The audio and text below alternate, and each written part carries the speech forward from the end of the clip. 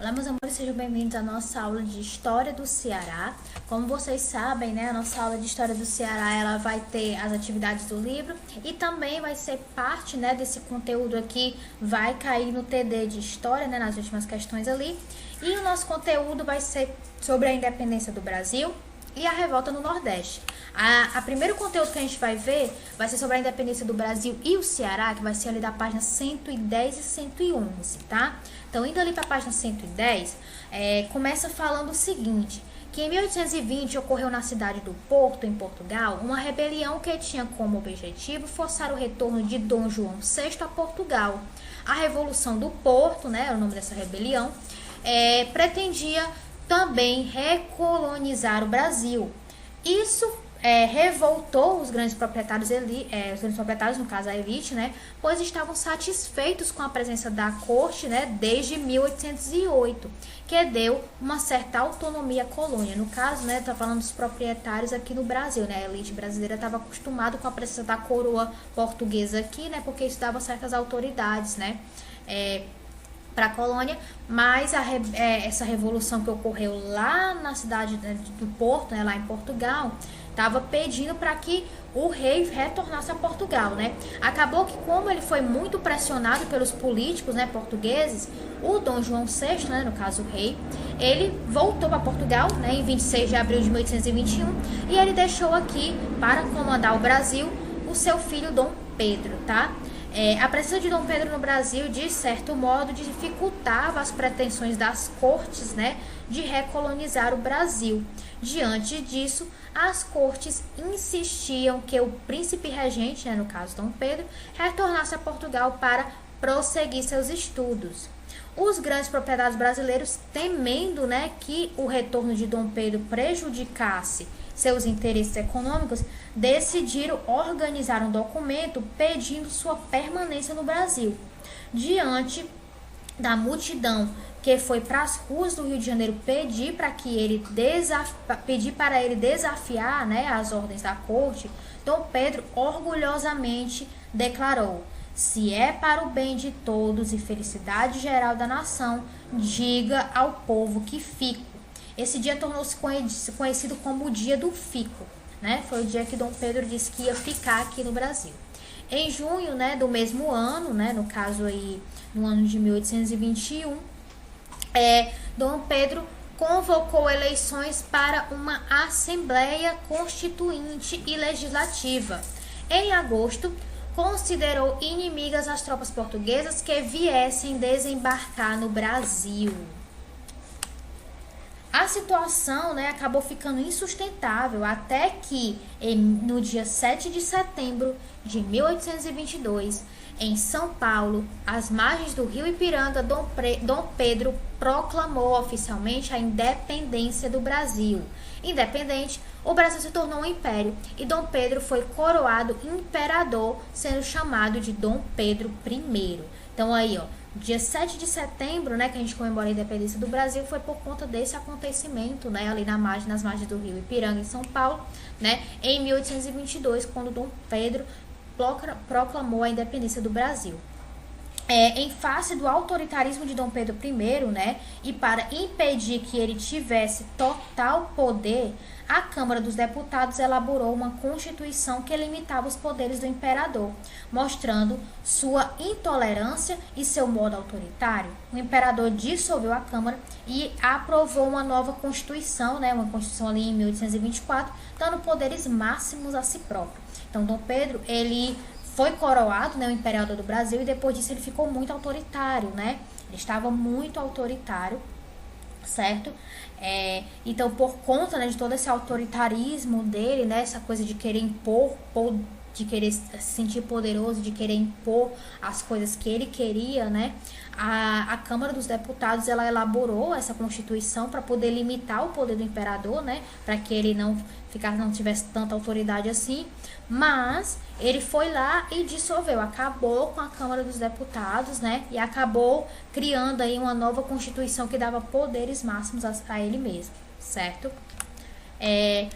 Vindo agora falando sobre a revolta, né, que teve no Nordeste contra o imperador, no caso contra Dom Pedro I, a gente vai falar da Confederação do Equador. Então, vou ali para a página 113 para a gente começar a entender o que foi essa Confederação do Equador. A Confederação do Equador foi de 1824, né? Então, Dom Pedro, ele tinha o poder em suas mãos, né? Ele era autoritário, né? Ele tinha o autoritarismo do imperador, descontentava as elites, né, das províncias do Nordeste, tá? No caso, as pessoas, os proprietários de terras, os proprietários de terras daqui da região do Nordeste, eles estavam descontentes, né, com esse autoritarismo todo do imperador, né?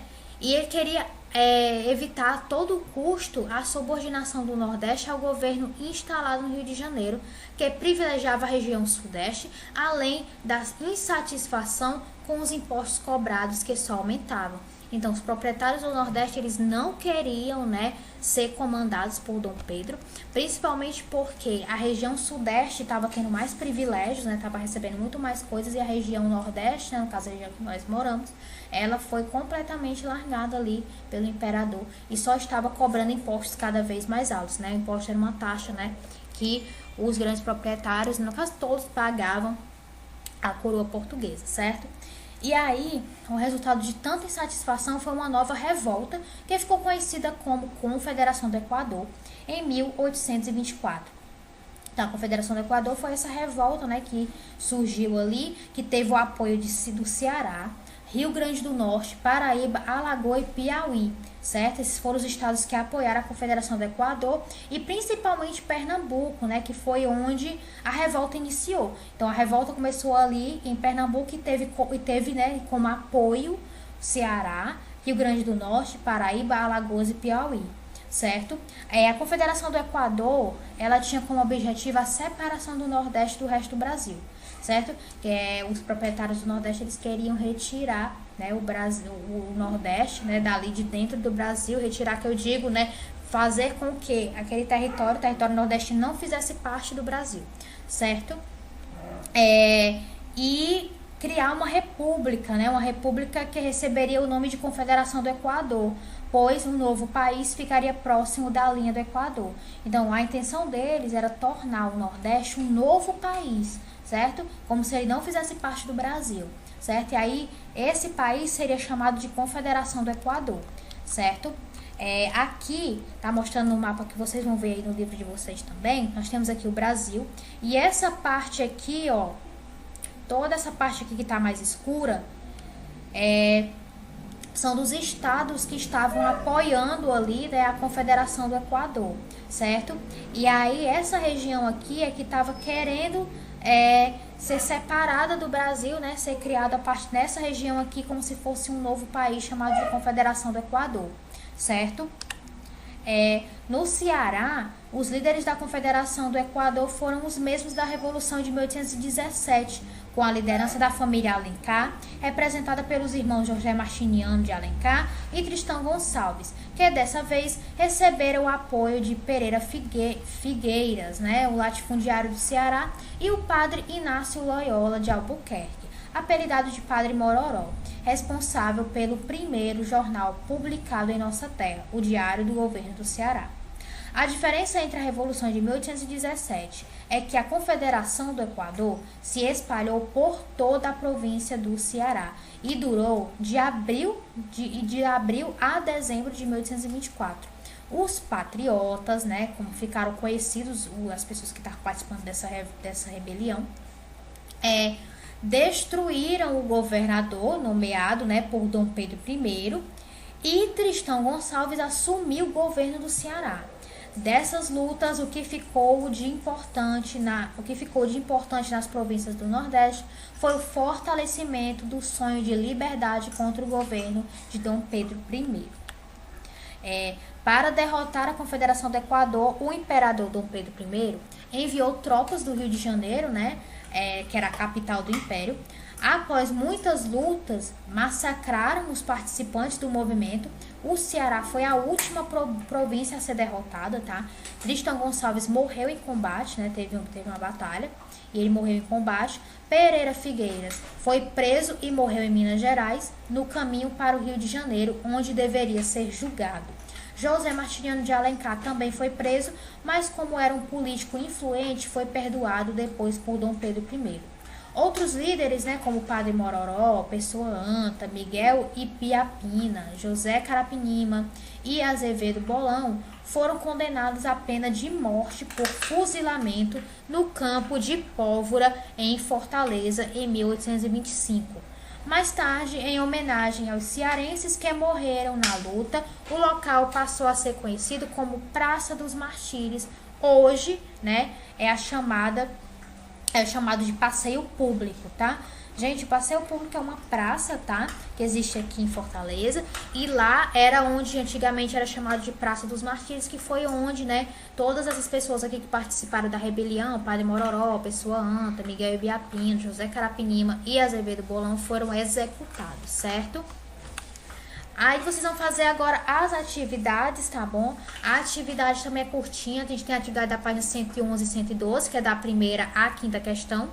E tem a da página 114, né, que é a primeira e segunda questão, certo? E aí, como eu lembrei a vocês já ali no começo da aula, vou relembrar de novo, algumas, né, questões ali no final do TD de História vão ser sobre esse conteúdo que a gente acabou de estudar aqui, né, a independência do Brasil e a revolta no Nordeste. Certo? Então, estudem, leiam o livro, deem uma olhada de novo na aula se precisar, certo? Então, meus amores, é isso. Se cuidem. Um beijo e até a próxima aula.